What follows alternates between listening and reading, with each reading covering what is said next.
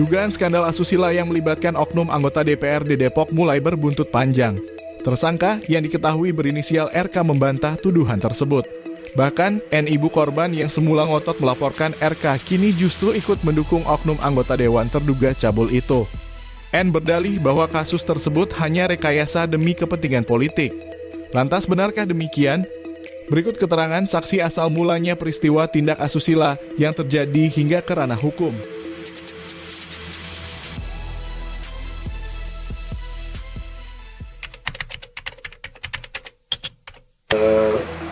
Bermula, ya memang kami kan berteman sudah lumayan lama ya, karena sama-sama di partai yang sama juga. Dan dia pun sering berkeluh kesah sama saya gitu kan, dia teman curhat kan. Berawal itu dia ngajak ketemu, pengen ngobrol. Bahkan sampai ada chat-chatannya juga.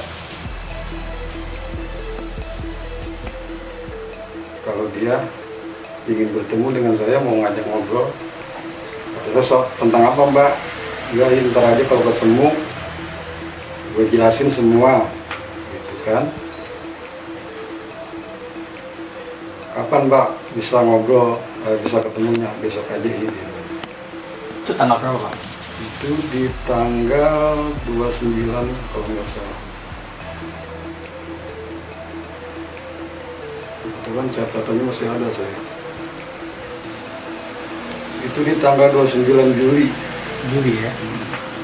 Bahkan ini pertama dia ke saya. Sampai akhirnya ketemu. Sampai akhirnya ketemu. Dia mengadukan ke saya. Awalnya gue pengen ngomong. Cuma gue bingung. Mau ngomong sama siapa. Gue cuma deket sama lu doang. Tentang apa mbak? Tentang kelakuan Rudi Kurniawan. Soal apa mbak? Soal pelecehan seksual. Saya kaget kan? Ini serius mbak? Serius sih. Bahkan gue punya bukti-buktinya. Bukti apa? Bukti cat-catannya. Sama waktu dia anak gue di hotel. Sempat juga dikirimin. Cuma cat-catannya itu di saya sudah karena memorinya ini sudah kehapus kalau di HP saya gitu. Cuma catannya masih kumplit. Gue pengen ngadunya sama siapa kira-kira? Saya bilang kalau sama ketua nggak mungkin mbak, karena ketua waktu itu lagi berduka. Ya kemungkinan besar terus sekretaris DPC. Cuma nanti saya sampaikan dulu bisa atau tidaknya. Sampai di situ mas, dia selalu menanyakan soal-soal itu, soal kapan ketemu Bang Ikra. Sampai hari berikutnya 2 kali, ketiga kalinya baru saya ngomong ke Bang Rian. Sampaikan, di awal juga menolak.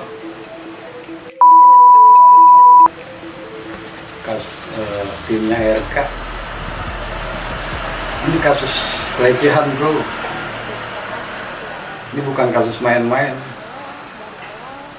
Ini anak di bawah umur masih SMP kelas 3. Dan akhirnya gimana bang? Sampai akhirnya terhubung ke Bang Ikra, proses seperti apa? Di tanggal 30 itu memang dia masih menanyakan ke saya bang, lewat chat WA. Saya ntar ketemu ya, itu di hari Minggu. Kata saya iya, kabarin kalau udah. Waktu itu ketemunya di warung. Emang dia suka lewat situ, kebetulan saya juga suka nongkrong di situ. Jadi dia ngajak ketemunya di situ. Ya, itu di hari Minggu tanggal 30 Juli. Biasa kan cerita semuanya kan. Nah sampai yang tadi sudah saya sampaikan kan tentang anaknya, minta dia dipertemukan dengan Bang Ikra di tanggal 1 Agustus. Dia menanyakan lagi ke saya, gimana I? Dia disampaikan belum ke Bang Ikra. Sabar ya Mbak, kata saya kan. Bang Ikra masih sibuk, mau pilkada. Sampai di tanggal 2 Agustus juga masih terus menanyakan soal-soal kapan Igo ketemu Pak Ikra, kapan Igo ketemu Pak Ikra. Ya, akhirnya kan sampailah ke Bung Rian. Saya ajaknya ke rumah Bung Rian. Tapi kan sebelum sebelum ke rumah saya kan beberapa kali nih Bang Said telepon saya dulu kan. Telepon pertama tuh dia telepon, bro nih ada kasus pencabulan, pelecehan seksual. Siapa yang dilecehin Bang? Dia bilang ada, nanti kita ketemu sama orangnya. Ya ada itu siapa, saya bilang. Kalau misalkan nggak jelas nggak mungkin bapak mau ketemu kan. Nah, akhirnya Bang Said bilang tim RK, saya bilang gitu kan. Iya ya, coba nanti saya sampaikan ke bapak. Akhirnya nggak saya respon kan. Seling 1 minggu dia telepon lagi ke saya, menanyakan hal yang sama untuk minta ketemu sama Pak Ikra soal membahas kasus pelecehan seksual ini yang dilakukan sama RK gitu.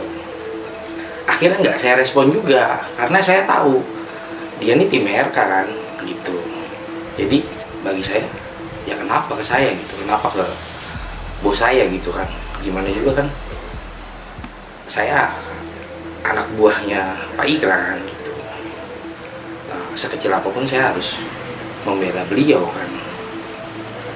Akhirnya pada tanggal 4 Agustus itu telepon lagi Bang Said ke saya, bro ini semakin mepet nih, nangis terus, minta ketemu sama Pak Ikra untuk menceritakan kasus ini karena kan pelakunya orang partai juga gitu, mungkin pejabat publik kan. Akhirnya saya telepon Pak Ikra kan.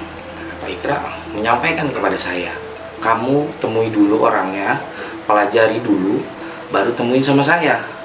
Nah, akhirnya saya bilang ke Bang Said, kalau memang dia bener Bang, bawa ke rumah saya, temuin sama saya.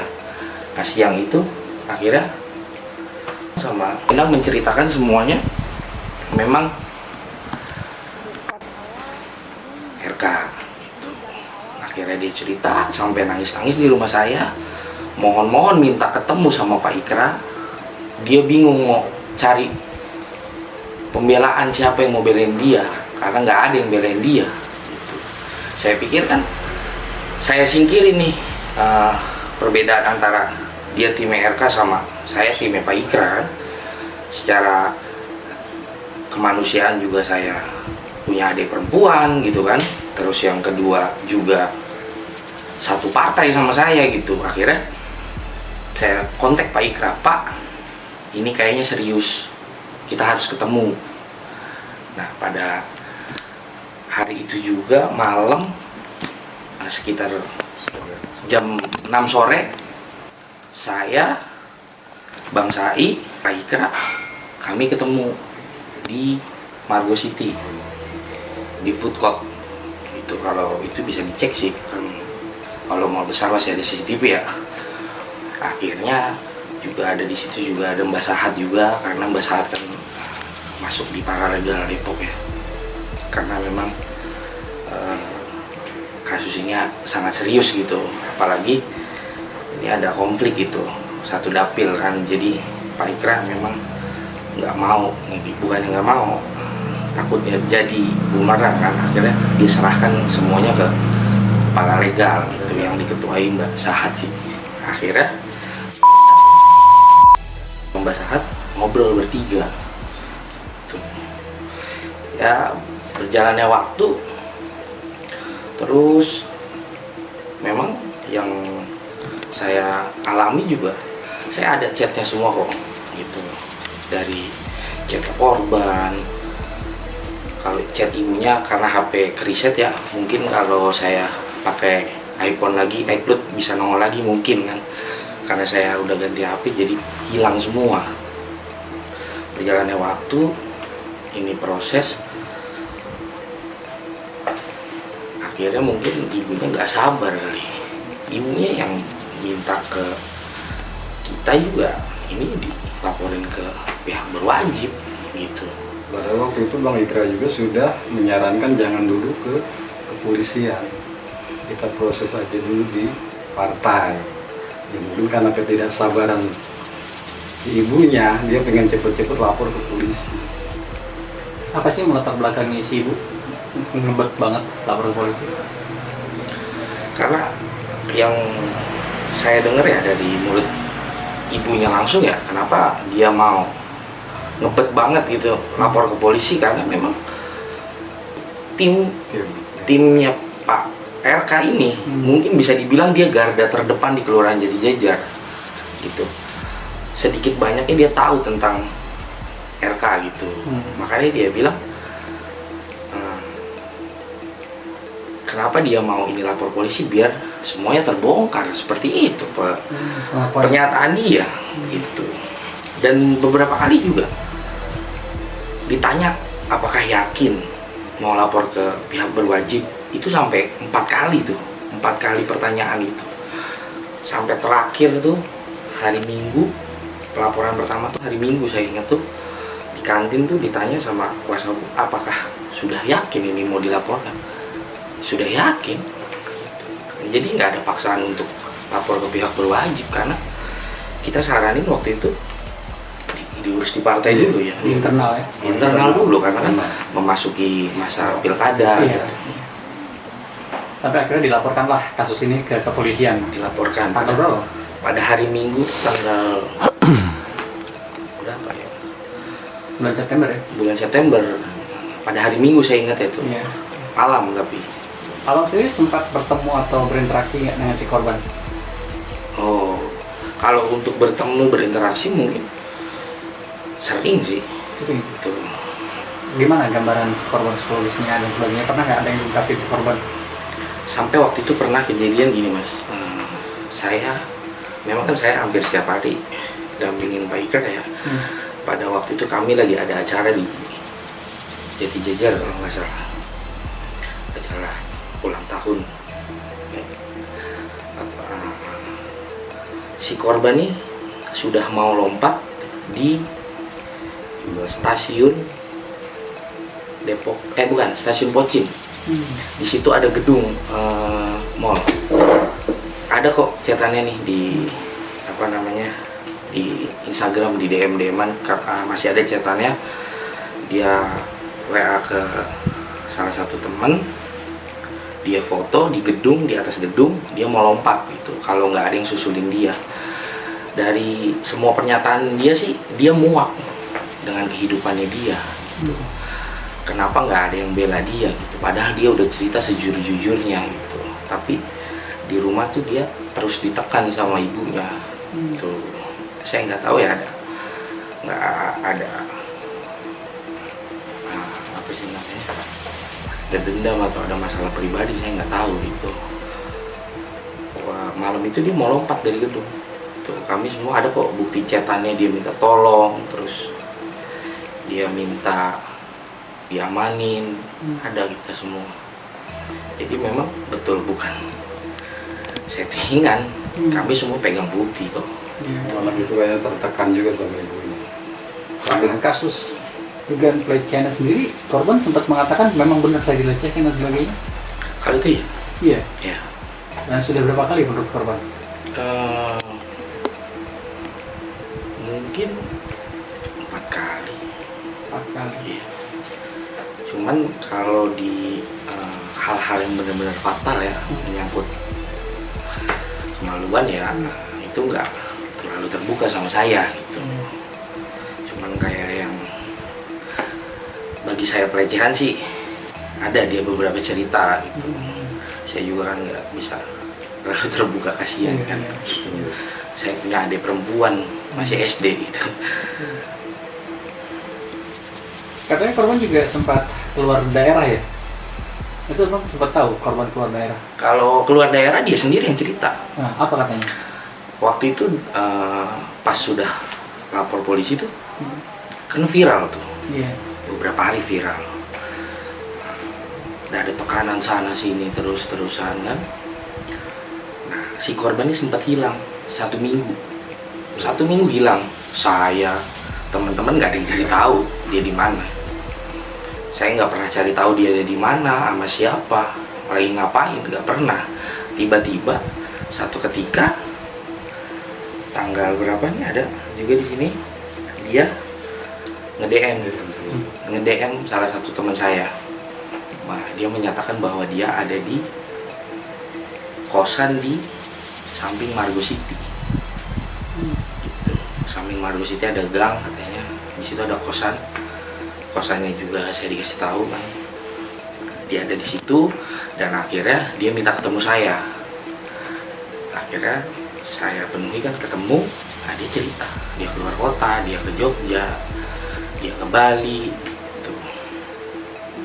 Duit dari mana bang? Anak SMP jalan-jalan ke luar daerah, duit dari mana? Pernyataan dia sih ya duit dari si pelaku. Masih tahu nggak sih bang berapa nominalnya yang dikasih? Kalau nominal pastinya sih masih ini ya, sama-sama ada yang bilang segini, ada yang bilang segitu. Maksudnya ada yang bilang 100 juta, ada yang bilang dia cuma terima 75 juta gitu. Nah itu dia pakai selama berapa, seminggu ya? Berapa lama? Dia pakai buat jalan-jalan, terus dia beli handphone juga, handphone yang terbaru gitu. iPhone 15 kalau nggak salah. Iya. Itu kan udah hampir 25 juta ya kalau nggak salah ya. Itu alasannya dikasih uang kepada korban apa bang? Pernyataan anak itu ya, karena memang setelah menghilang itu semua saya ketemu cuma sama si korban aja, sama ibunya saya nggak pernah ketemu lagi, terus sama kakak keduanya juga saya nggak pernah ketemu. Bahkan sampai saat ini juga kita nggak pernah ketemu lagi dengan ibu. Iya, padahal pertama kali ibunya cerita kayak kita berdua sebenarnya. Apa pengakuan si korban dapat duit itu untuk apa bang? Katanya sih untuk uang damai, Uang dan apa? itu biar kasus ini nggak berlanjut. Terakhir kapan komunikasi dengan korban? Udah dalam waktu dekat ini ada? Ada kemarin, Apa belum katanya? lama. Apa katanya? Saya masih ada chat. Si korban bilang nggak bang, waktu saat berjalan sama RK dia didampingi ibunya? Yang waktu kejadian di Hotel Horizon Ciawi, ibunya ikut ke sana gitu, sama adiknya yang kecil kalau nggak salah. Apa kata korban itu? Iya, mereka satu kamar bareng-bareng waktu itu ya. Barang-barang artinya sama si pelaku. Pelaku? Pelaku, ada korban, ada adiknya korban yang kecil, ada ibunya. Korban cerita waktu itu ibunya sempat ya tahulah kondisi dia diduga dilecehkan itu. Korban cerita nggak? Kalau ibunya pernah cerita, kayaknya di kamar mandi. Pengakuan si ibu ya? Pengakuan si ibu. Cuma gua kan pura-pura tidur dia bilang. Loh, kok pura-pura tidur dia? Cuma gua ngedengerin kresek di dalam sumur dia bilang gitu. Itu pengakuan ibunya. Iya. Iya. Tapi pengakuan si korban, pas korban diajak ke kamar mandi sama pelaku, ibunya tuh udah bangun gitu. Saya bangunin ibu kan, tapi ibunya nggak bangun gitu. Iya. Seperti yang tadi Bang Sai bilang, Pura-pura pura-pura tidur gitu. Dan itu diakui oleh si Iya. ibu. Iya. Dan ibunya sendiri kan yang mengakui gitu. Kenapa bang waktu itu dia alasan yang ngaku pura-pura tidur? Ya dia nggak ngomong alasannya gimana. Kok bisa gitu kan? Ibu ada orang di dalam di kamar mandi berdua sama anak ibu, kok ibu pura-pura tidur? Iya, karena bang tanya itu. Heeh. Apa jawabannya? Gue sekedar pengen tahu kayak gimana sih kelakuan si RK. Sampai sebatas mana sih kelakuan si RK? Iya. Korban juga nggak sempat teriak selain nepak si ibu. korban teriak nggak sih? Pernyataan korban sih dia hanya coba bangunin ibunya aja sih. Karena kan kalau saya pribadi ya bukan nggak mau atau nggak berani ya, takutnya korban merasa tertekan atau seperti apa kalau saya tanya mendetail. Iya. Gitu. Lebih baik kan yang ahlinya gitu kan. Sempet abang nanya nggak, kamu nggak ngelawan waktu mau dilecehkan? Terus apa jawabannya? Enggak, saya nggak sempet tanya. Nggak nanya dia. Kalau nanya yang terlalu dalam nggak berani juga. Iya, iya. Takutnya ada hal, apalagi ke hal-hal yang sensitif ya. Cuma paling kalau pengakuan dia aja, kalau lagi duduk bareng curhat dia kadang mau cerita. Itu aja sih. Dan dia yang cerita sendiri kok, bukan kita tanya. Kita bukan yang kita yang minta. Dia ceritain dia. Ya,